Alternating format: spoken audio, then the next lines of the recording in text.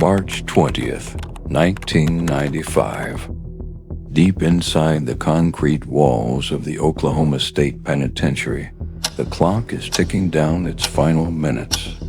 A 32-year-old man sits in absolute silence. His name is Thomas J. Grasso. For months, while other inmates fought desperately for their lives, Grasso did something terrifyingly unusual. He didn't beg for mercy. He didn't fire legal appeals into the dark. Instead, he weaponized the system. He begged the state to take his life. But strangely, that's not what made his name unforgettable. It was what happened just before he died. A final request so bizarre that decades later, people still talk about it.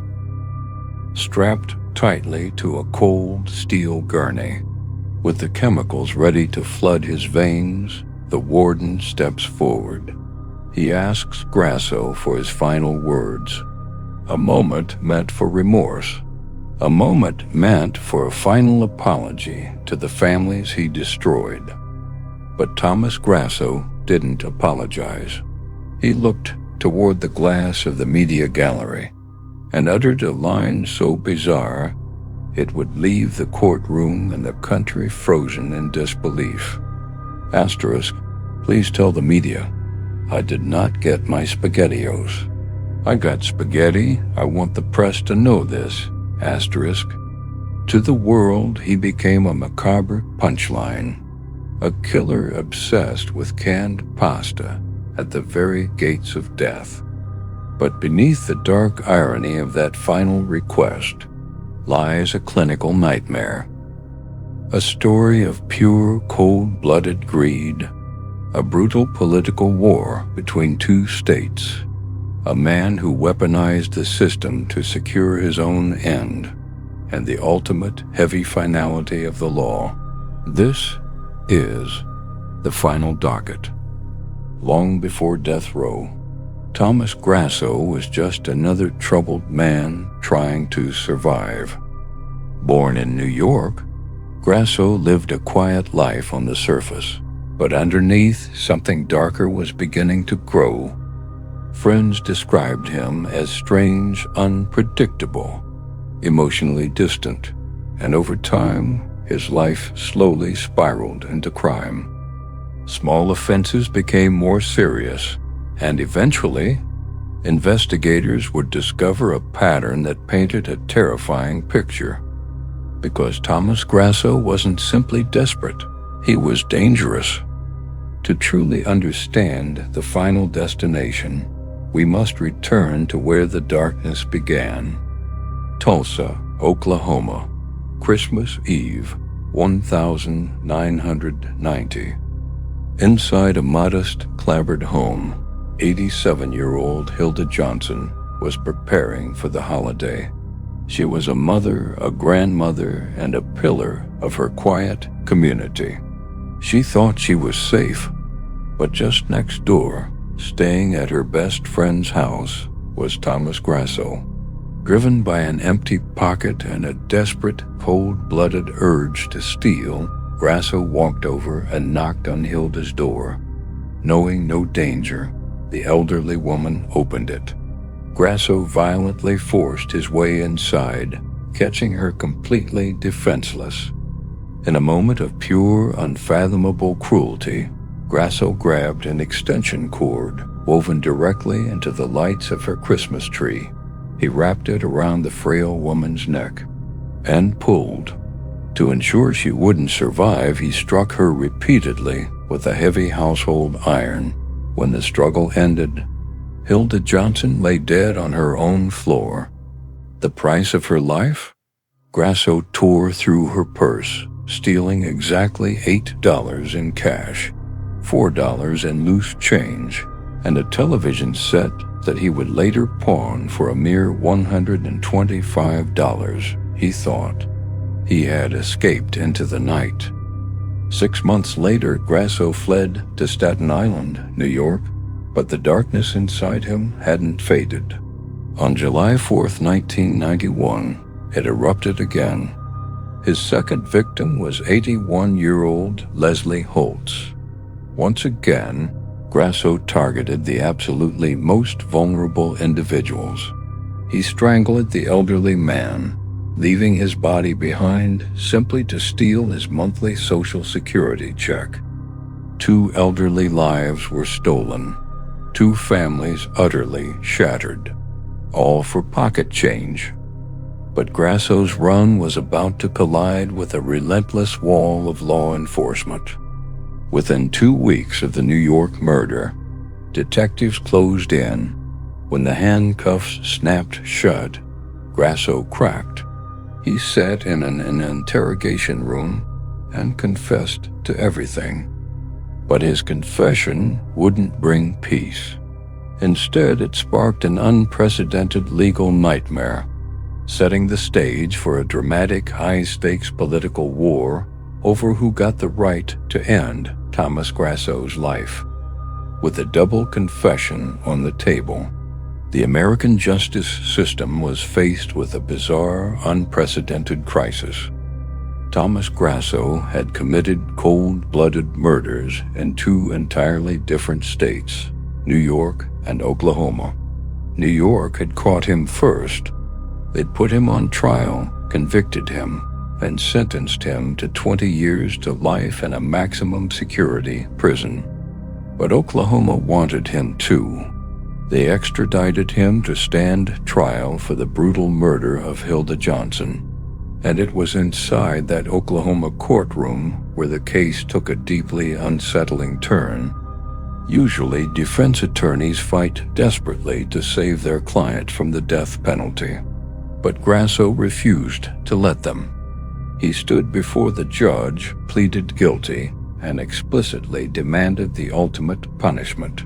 His lawyers tried to argue he wasn't competent, but Grasso silenced them, telling the court he wanted a speedy execution. The judge granted his wish. Thomas Grasso was sentenced to die by lethal injection. But there was a massive legal catch. Because New York had convicted him first, interstate law required Oklahoma to send Grasso back to New York to serve out his life sentence before Oklahoma could ever execute him. This sparked an all-out political war between 2 powerful governors. On one side stood New York Governor Mario Cuomo. Cuomo was a staunch, fierce opponent of capital punishment. He flatly refused to let Oklahoma take Grasso back, effectively using New York's prison system as a shield to keep the killer alive. On the other side was Oklahoma's newly elected, tough-on-crime governor, Frank Keating, who demanded New York hand Grasso over so justice could be served. And caught right in the middle of this political wrestling match was the killer himself. Grasso was furious that Governor Cuomo was keeping him alive. From his prison cell, he launched a relentless public campaign against his own home state. He bypassed his legal team, writing letters to the courts and even appearing on national television talk shows, begging to be sent to the execution chamber. He famously stated that serving life in a New York prison was a slow torture, and that he preferred the absolute finality of Oklahoma's death row. For nearly 3 years, the system was deadlocked. A killer pleading to die, a New York governor fighting to keep him alive, and an Oklahoma justice system waiting with the needle. Then, the political landscape shifted. Mario Cuomo lost his re-election. The new administration in New York signed the paperwork, and Thomas Grasso got exactly what he fought for. He was boarded onto a plane, flown back to Oklahoma, and handed a final date with destiny. March 19th, 1995. The countdown begins. Thomas Grasso is moved into the cell immediately adjacent to the execution chamber at McAllister Penitentiary. He spent his final hours remarkably calm, showing no signs of the panic that usually consumes a condemned man. He had won his war against the system. As per protocol, he is granted his final privilege, the last meal. Grasso's request was massive, a bizarre feast meant to gorge himself before the end. He ordered 24 steamed clams, half a dozen barbecued ribs, a massive Burger King double cheeseburger, a large order of strawberry milk, and half a pound of pumpkin pie. But there was one more item on his list, a specific request for a regular cheap can of Franco-American SpaghettiOs with meatballs. When the prison kitchen staff prepared the tray, they made a critical executive decision. They didn't have the canned product.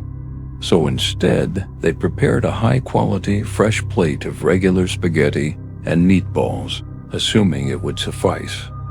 To the guards, it was an upgrade. To Grasso, it was a profound betrayal. Midnight, March 20th, the legal clock runs out. Grasso is escorted into the execution chamber. He is lifted onto the padded gurney. Heavy leather straps are secured across his chest, his legs, and his arms, pinning him completely flat. The 4 lines are inserted into his veins.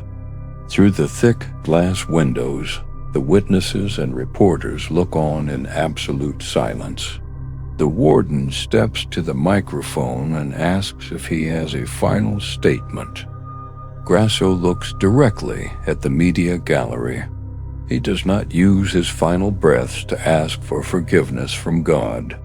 He does not speak the names of Hilda Johnson or Leslie Holtz. He uses the absolute final moments of his life to complain about his dinner. Please tell the media, I did not get my SpaghettiOs. I got spaghetti. I want the press to know this. Moments later, the executioner behind the wall presses the button. The lethal cocktail of chemicals floods the tubes. At 12:22 a.m., Thomas J. Grasso is pronounced dead. The bizarre statement instantly made global headlines, turning his death into a permanent, macabre pop culture punchline. But as the cameras left McAllister Penitentiary that night, the dark reality remained. The man who had taken 2 innocent lives for pocket change had successfully treated the American justice system like a drive-through window, dictating his own terms, his own timeline, and his own final message, right down to the very last bite. Thomas Grasso got his final verdict. But for the families of Hilda Johnson and Leslie Holtz, the court records are never truly closed. Every case has a beginning. This is where it ends. If you want to explore the deepest, darkest legal finalities of the justice system, subscribe to the Final Docket. Let us know your thoughts on the Grasso case in the comments below. Until next time, the court is adjourned.